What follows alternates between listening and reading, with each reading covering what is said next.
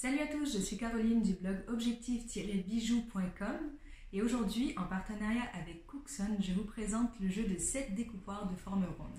C'est parti! Alors voici les découpoirs en question. Donc en fait c'est deux blocs d'acier assemblés ensemble. Il y a une rainure ici pour passer la plaque de métal dedans. Et donc plusieurs trous de diverses dimensions. Donc là, le plus gros c'est 16 mm et le plus petit c'est 6 mm pour ce découpoir là. Et donc il y a des petits cylindres qui vont avec et qui rentrent parfaitement dans chaque trou. Donc ça c'est le 16 mm. Et quand on regarde bien en fait, ces cylindres là, il y a un côté où on a un biseau ici et l'autre où en fait il n'y en a pas.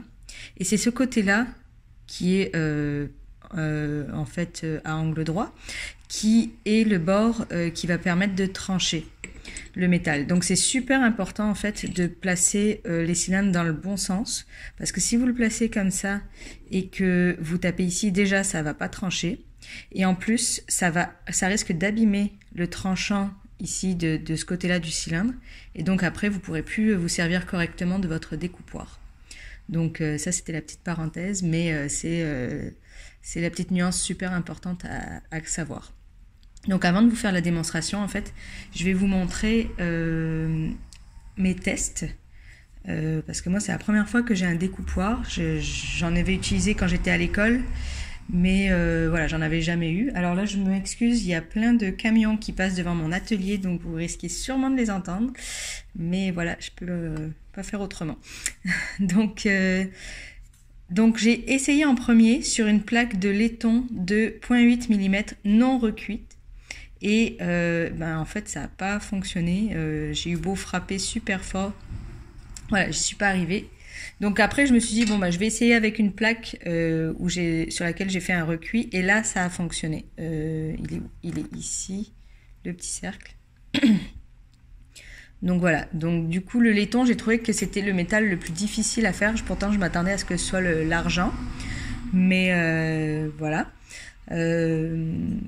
Après peut-être parce que c'était mes premiers essais, je sais pas. Le cuivre, ça a été super facile. Alors j'ai fait un essai sur une plaque de 0,8 recuit, et donc ça s'est bien passé, voilà.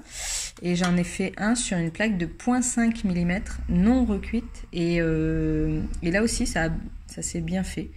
Donc la différence que je vois en fait, c'est que le métal a moins tendance à s'enfoncer quand c'est pas recuit, et donc voilà, le rond est plus plat aussi, tandis que là il a tendance à être un petit peu plus bombé, mais bon, c'est pas forcément très grave.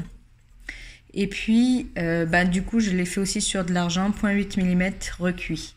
Alors en fait moi ce que je constate, c'est que ça c'est vraiment pour des épaisseurs de plaques assez fines. Selon moi 1 mm ça serait assez difficile à faire. Après ça dépend du métal, et puis ça dépend peut-être de votre force aussi, mais voilà ce que j'ai essayé.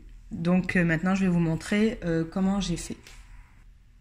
Alors voilà, je vais faire le test sur la plaque de 0,5 mm qui n'a pas subi de recuit. Et donc la première étape c'est de mettre sa plaque bien sûr, et de choisir le bon cylindre qui va dans le bon trou. Voilà. Ensuite je vais aller frapper dessus assez fort avec mon marteau, et pour ça prenez un marteau vraiment, le genre de marteau que vous utilisez pour planter des clous. Pas vos beaux marteaux tout polis pour faire votre martelage sur vos bijoux, parce que sinon vous allez complètement l'abîmer. Donc vraiment, voilà, un vieux marteau. Là, je maintiens mon cylindre et je vais aller frapper assez fort. Donc désolé, ça va faire du bruit.